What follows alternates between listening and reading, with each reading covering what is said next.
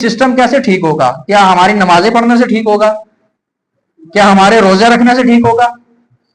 मैं इंशाल्लाह 5 नमाजें भी पढ़ूंगा, ताज्जुद भी पढ़ूंगा, इशराक व चाश्त भी पढ़ूंगा, वाबीन भी पढ़ूंगा, और फिर ये रिश्वत लेने वाले खत्म हो जाएंगे। ये ऐसे नहीं खत्म होंगे, ये मेरी और आपकी परहेजगारी से खत्म नहीं होंगे।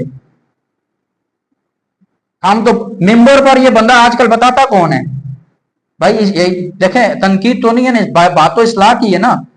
तो क्या जो हराम खा रहा है, जो सूद खा रहा है, जो रिश्वत ले रहा है, रिश्वत दे रहा है, वो मुसलमान नहीं है? बात तो मुसलमान से हो रही है ना, काफिर से तो बात ही नहीं है। वो तो है जहन्नमी, उसने जाने जहन्नम में, जहन्नम का ईंधन ही वही है।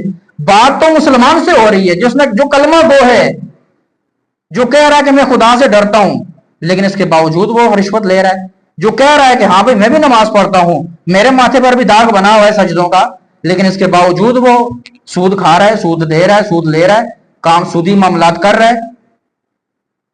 हम समझते हैं उसके माथे पे निशान बना हो, ये बड़ा हाजी नमाजी है। ये निशान, ये दाग बनाना कोई बड़ा काम थोड़ी है। थोड़ा सा रगड़ के आप भी सजदा दे, आपका ही बन जाएगा। ये कोई कबूलियत की निशानी थोड़ी है। लोग समझते हैं कि इसका मेहराब बना हुआ, ये निशान बना हुआ, ये कबूल, इसकी नमाजें कबूल है, इसके हज कबूल है, इसकी नेकियां कबूल है। वो भाई ये वैसे ही बन जाता है। जिसका नहीं बना, क्या उसकी कबूल नहीं होंगी? हो सकता है कि जिसका ना बनता हो उसकी सारी नमाजें कबूल ना, जिसका बनता हो उसकी एक भी कबूल ना हो। क्योंकि कुरान और हदीस में तो ये कहीं भी सबूत नहीं है कि जिसका ये मेहराब बनेगा, दाग बनेगा, उसकी सारी नमाजें कबूल है, जिसका नहीं बनेगा उसकी एक भी कबूल नहीं होगी। कहां लिखा हुआ है? या किसी आलिम ने कहा हो कि ये कबूलियत की दलील है?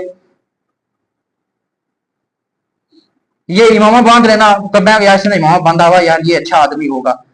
देखिए, इस्लाम के लिबादे में अगर कोई काम गलत कर रहा है, पिछले जुमे भी कहा था, इस्लाम का लिबादा और के, इमामा बांध के, दाढ़ी रख के, टोपी पहन के, नमाजें पढ़ के, दाग बनाकर आपके साथ अगर फ्रॉड कर रहा है, धोखा कर रहा है, तो इस्लाम में इसका क्या कसूर है भाई?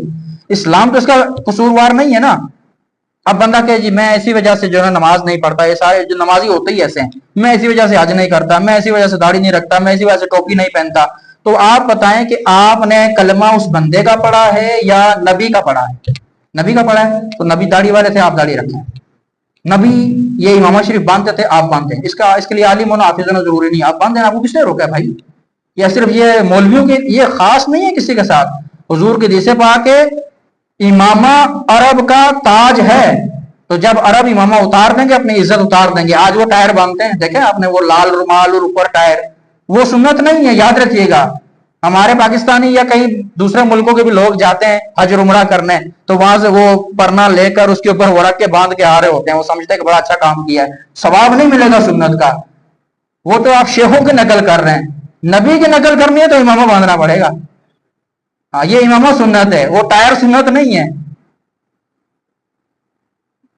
तो भाई बात मैंने कहा ना, मुसलमान से हो रही है। जो मुसलमान ये दावा कर रहा है कि मैंने नबी का कलमा पढ़ा है, मैं आखिरत पर, यौमे क़यामत पर ईमान रखता हूं, मेरा मरने के बाद उठने पर ईमान है, बात उससे हो रही है। वो बंदा अपनी इस्लाह करे, और ये बात निजाम से ठीक होगी। निजाम दुरुस्त नहीं है ना। निजाम को दुरुस्त करने की बात कौन कर रहा है? कि इस मुल्क में जिसको इस्लामी जमहूरिया पाकिस्तान कहा जाता है, जिसको इस्लाम और कलमे के नाम पर आजाद किया गया था, क्या यहां इस्लाम है? किधर है? अगर है तो नजर क्यों नहीं आ रहा? किधर है वो इस्लाम? अमीर के लिए कानून अलग है, गरीब के लिए अलग कानून क्यों है भाई? इतना फर्क क्यों है? इतना अप एंड डाउन क्यों हो रहा है? ये बैलेंस इतना आउट क्यों है? तो इस्लाम नहीं है। बड़े से